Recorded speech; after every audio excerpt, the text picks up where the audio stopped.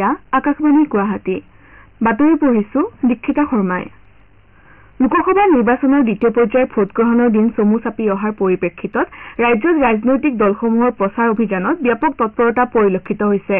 এই উদ্দেশ্যেৰে বিজেপিৰ জ্যেষ্ঠ নেতা আৰু কেন্দ্ৰীয় গৃহমন্ত্ৰী অমিত শ্বাহে আজি আবেলি শিলচৰত এনডিএৰ প্ৰাৰ্থী পৰিমল শুক্লবৈদ্যৰ হৈ এটা নিৰ্বাচনী ৰোড শ্বত অংশগ্ৰহণ কৰিছে আনহাতে ৰাজ্যৰ জ্যেষ্ঠ বিজেপি নেতা তথা অসমৰ মুখ্যমন্ত্ৰী ডক্টৰ হিমন্ত বিশ্ব শৰ্মাই আজি কাৰ্বি আংলং জিলাৰ বিভিন্ন ঠাইত ডিফু সংসদীয় সমষ্টিৰ বিজেপি দলৰ প্ৰাৰ্থী অমৰ সিং কিশোৰ হৈ প্ৰচাৰ চলায় বুকাজান বিধানসভা সমষ্টিৰ সৰিয়জানত আয়োজিত নিৰ্বাচনী সভাত প্ৰচাৰ চলাই ডক্টৰ শৰ্মাই সমষ্টিটোত বিজেপি দলৰ জয়লাভৰ সম্পৰ্কত প্ৰবল আত্মবিশ্বাসী বুলি সাংবাদিকৰ আগত প্ৰকাশ কৰে ইয়াৰ পাছত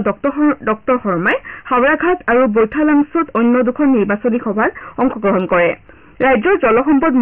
মন্ত্ৰী পীযুষ হাজৰিকায়ো ৰূপহী বিধানসভাৰ সিঙাৰী বজাৰত বিজেপি দলৰ প্ৰাৰ্থী সুৰেশ বৰাৰ হৈ এখন নিৰ্বাচনী প্ৰচাৰ সভাত অংশগ্ৰহণ কৰে পৰ্যটন মন্ত্ৰী জয়ন্ত মল্ল বৰুৱায়ো দৰং উদালগুৰি লোকসভা সমষ্টিৰ এনডিএ প্ৰাৰ্থী দিলীপ শইকীয়াৰ হৈ জিলাখনৰ চাৰিওখন ঠাইত নিৰ্বাচনী প্ৰচাৰ সভাত অংশগ্ৰহণ কৰে ইফালে ধুবুৰী লোকসভা সমষ্টিৰ কংগ্ৰেছ প্ৰাৰ্থী ৰকিবুল হুছেইনে আজি গোৱালপাৰাৰ দুবাপাৰাত নিৰ্বাচনী প্ৰচাৰৰ উদ্দেশ্যে এখন সংবাদমেল সম্বোধন কৰে সংবাদমেলত তেওঁ প্ৰতিদ্বন্দ্বী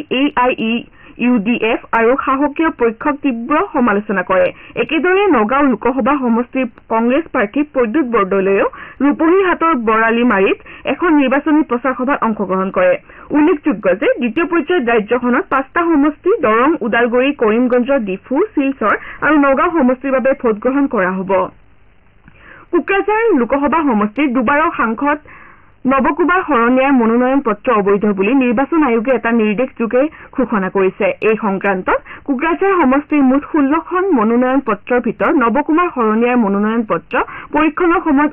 অবৈধতাৰ ভিত্তিত নাকচ কৰা হৈছে বুলি ৰিটাৰ্নিং বিষয়া প্ৰদীপ কুমাৰ দ্বিবেদীয়ে জানিবলৈ দিয়ে উল্লেখযোগ্য যে সমষ্টিটোৰ সাধাৰণ পৰ্যবেক্ষক ৰিটাৰ্নিং বিষয়াৰ লগতে প্ৰতিদ্বন্দ্বিতা আগবঢ়োৱা প্ৰাৰ্থী তথা তেওঁলোকৰ প্ৰস্তাৱকসকল মনোনয়ন পত্ৰৰ পৰীক্ষণৰ সময়ত উপস্থিত আছিল উল্লেখযোগ্য যে গুৱাহাটী উচ্চ ন্যায়ালয়ে প্ৰাৰ্থীগৰাকী অনুসূচিত জনজাতিৰ অন্তৰ্ভুক্ত নহয় বুলি ৰাজ্যিক পৰ্যায়ৰ নিৰীক্ষণ সমিতিয়ে দিয়া নিৰ্দেশক প্ৰত্যাহ্বান জনাই দাখিল কৰা এখন আবেদন ইতিপূৰ্বে খাৰিজ কৰিছে ৰাজ্যৰ তৃতীয় পৰ্যায়ৰ নিৰ্বাচনৰ বাবে 60গৰাকী প্ৰাৰ্থীয়ে মনোনয়ন দাখিল কৰিছে মনোনয়ন পত্ৰসমূহ কালি পৰীক্ষা কৰা হয় কাইলৈ মনোনয়ন প্ৰত্যাহাৰৰ অন্তিম দিন ধাৰ্য কৰা হৈছে কালি মনোনয়ন পত্ৰসমূহ পৰীক্ষা কৰাৰ অন্তত গুৱাহাটী সমষ্টিৰ দুগৰাকী প্ৰাৰ্থীৰ মনোনয়ন বাতিল কৰা হয় সমষ্টিটোৰ বাবে মুঠ 10গৰাকী প্ৰাৰ্থীয়ে মনোনয়ন দাখিল কৰিছিল এই সমষ্টিটোত বিজেপিৰ বিজুলী কলিতা মেধি আৰু কংগ্ৰেছৰ মীৰা বৰঠাকুৰ গোস্বামীয়ে প্ৰতিদ্বন্দ্বিতা কৰিছে লোকসভা নিৰ্বাচনৰ দ্বিতীয় আৰু তৃতীয় পৰ্যায়ৰ ভোটগ্ৰহণৰ পৰিপ্ৰেক্ষিতত ৰাজ্যৰ বিভিন্ন ঠাইত প্ৰণালীবদ্ধ ভোটাৰ শিক্ষা আৰু নিৰ্বাচনী অংশগ্ৰহণ কোষসমূহৰ উদ্যোগত ভোটাৰ সজাগতা কাৰ্যসূচী আয়োজন কৰা হৈছে নিৰ্বাচন অনুষ্ঠিত হ'বলগীয়া জিলাসমূহত এই সম্পৰ্কীয় প্ৰস্তুতি অব্যাহত ৰাখিছে এই সংক্ৰান্তত ঠায়ে ঠায়ে ভোটাৰ সজাগতাৰ লক্ষ্যৰে সজাগতামূলক কাৰ্যসূচী হাতত লোৱা হৈছে ওদালগুৰি জিলাত ভোটাৰ ৰাইজৰ মাজত ভোটদান সম্পৰ্কীয় সজাগতা সৃষ্টিৰ লক্ষ্যৰে খৰিয়াবাৰী ৰেলৱে গেটৰ পৰা নাগাচোৱালৈ 10 কিলোমিটাৰ দৈৰ্ঘ্যৰ মানৱ শৃংখল গঠন কৰা হয় টংলা আৰু ভেৰেগাঁও